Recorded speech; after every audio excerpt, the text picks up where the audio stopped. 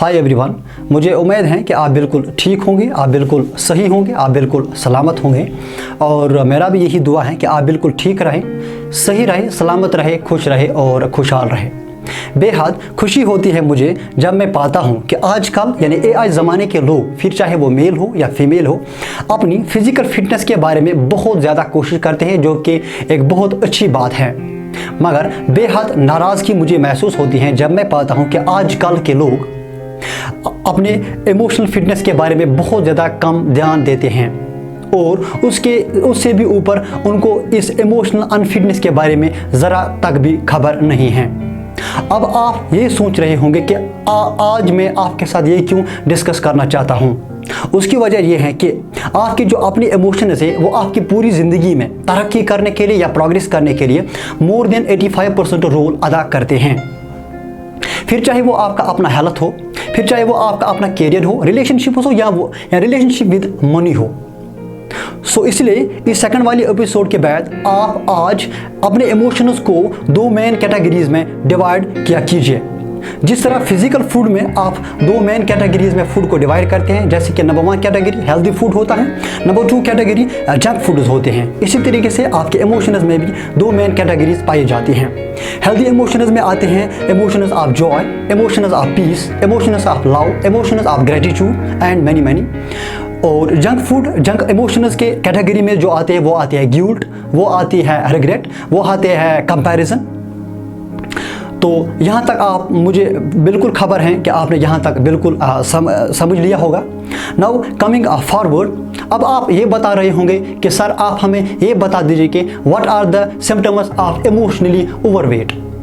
तो जिस तरह फिजिकल वेट में हम फिजिकल ओवरवेट में सिम्टम्स पाते हैं, जैसे कि वो हमारी पेट में दिखने लगता है, हमारी पेट बाहर निकलने लगती हैं, हमारे जो गर्दन है, चीख है, वो भी बाहर आने लग जाते हैं, हमारे जो थाइज होते हैं वो भी बिल्कुल बल्कि होने लग जाते हैं। इसी तरीके से इमोशनली ओवरवेट पर्सन के बारे में भी कुछ सिम्टम्स होते हैं। नंबर 1, अगर कोई इंसान छोटी छोटी चीज़ों पर एग्री होने लग जाते हैं, this is one of the great science that he और she is emotionally overweight.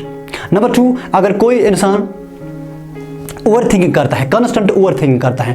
Thinking बहुत अच्छी चीज़ है जो कि क्रिएटर ने हमको दी हुई है, बट जब हम किसी चीज़ को बहुत accept everything is bad as you know, same is case with thinking. जब हम अपनी थिंकिंग को बहुत ज़्यादा प्रैक्टिस करते हैं वो हमारे लिए फिर जहर बन जाता है। तो number 2 symptom for emotionally overweight person is that over thinking. Number 3 is that sleepless nights. जब एक इंसान को रात भर नींद नहीं आती है और फिर दिन में वो अपना स्माइलिंग फेस दिखाते हैं, this is also big symptom of emotionally overweight person. अब आप सोच रहे होंगे कि व्हाट आर मेन हैबिट्स और व्हाट आर मेन क्वालिटीज जिसकी वजह से एक इंसान इमोशनली ओवरवेट होने लग जाता है।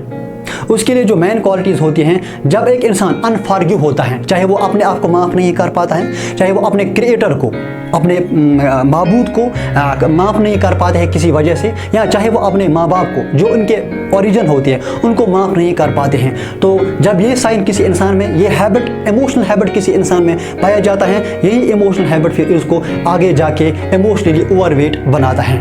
नंबर 2 हैबिट जो एक इंसान को इमोशनली ओवरवेट बनाते हैं वो है रिजेक्शंस।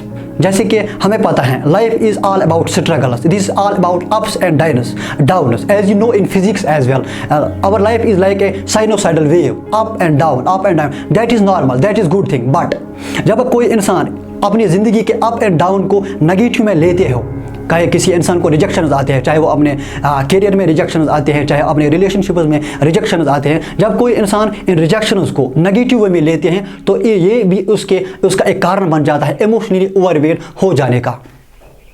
नंबर 3 हैबिट जो मैं आपके साथ आज डिस्कस करना चाहता हूँ, जो एक इंसान को इमोशनली ओवरवेट बनाता है, वो है जब एक इंसान में ये आदत आ जाता है, वो हर एक चीज़ को हाँ करके बोलता है इंस्टेड ऑफ नो। उसको बोलना है तो होता है, इनकार करना होता है और वो यस बोलते हैं। ये भी एक ऐसी हैबिट है जो एक इंसान को इमोशनली ओवरवेट बनाता है।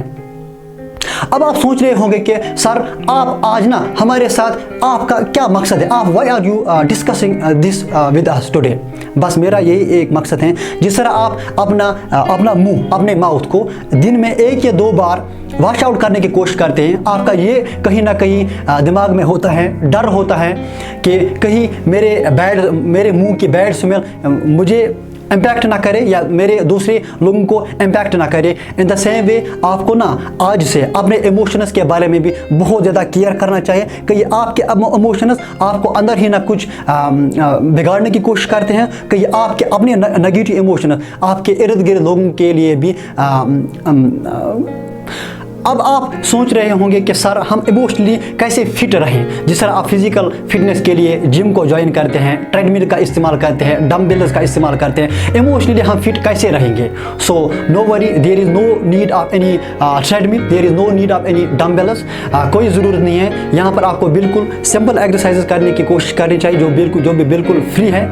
You can use these exercises any wire any time. Number 1 exercise जो मैं आज आपके साथ अभी डिस्कस करना चाहता हूँ, so that you will remain emotionally fit. Number 1 exercise is you can use deep breathing. आप अपने सांसों के ऊपर काम कर सकते हो। जब आप डीप ब्रीदिंग करते हो आपके इमोशंस बिल्कुल न्यूट्रल होते हैं, नॉर्मल होते हैं। तो आप डीप ब्रीदिंग का इस्तेमाल कर सकते हैं। नंबर 2 आप जर्नलिंग का इस्तेमाल कर सकते हैं। जर्नलिंग का मतलब हो गया आप पेन उठा सकते हो, पेपर उठा सकते हो, जो भी आपके दिमाग में कचरा भरा हुआ है, जो भी आपके थॉट्स में गुड थॉट्स, जो भी आपके माइंड में गुड थॉट्स हैं, नेगेटिव थॉट्स हैं, उनको जब आप अपने पेपर के ऊपर लिखते हो या टाइप करते हो आजकल, तो your mind gets very much clear. जब आपका दिमाग बिल्कुल क्लियर हो जाता है तो it feels very much light, और फिर आप इमोशनली बिल्कुल लाइट फील करते हो। This was exercise number 2, so that you can remain emotionally very fit. Number 3 exercise जो मैं आपके साथ डिस्कस करना चाहता हूँ, so that you will remain emotionally fit, is that laughter therapy, यानी आपको हंसना चाहिए। हंसी एक मेडिसिन है। हंसी को कहा जाता है कि ये इनर जॉगिंग है।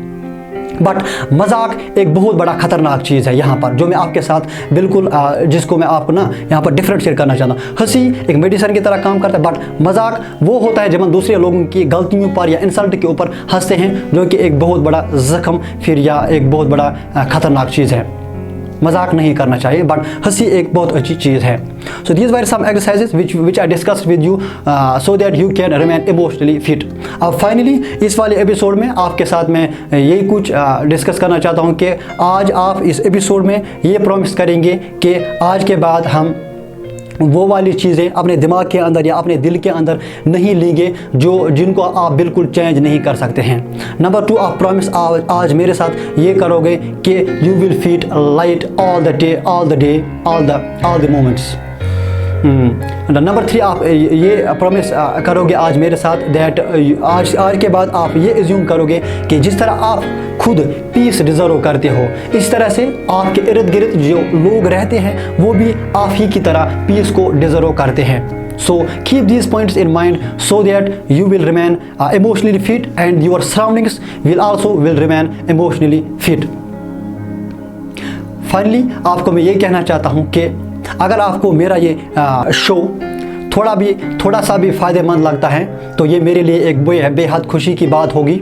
तो इसलिए अगर आपको लगता है then you should share my show with your family members, with your relatives, with your friends, so that they will pray for you and your relationships with your relatives will get good as well, जो कि again मेरे लिए बेहद खुशी की बात होगी। Now finally signing off your host Jahangir sir from here with a heart full of love.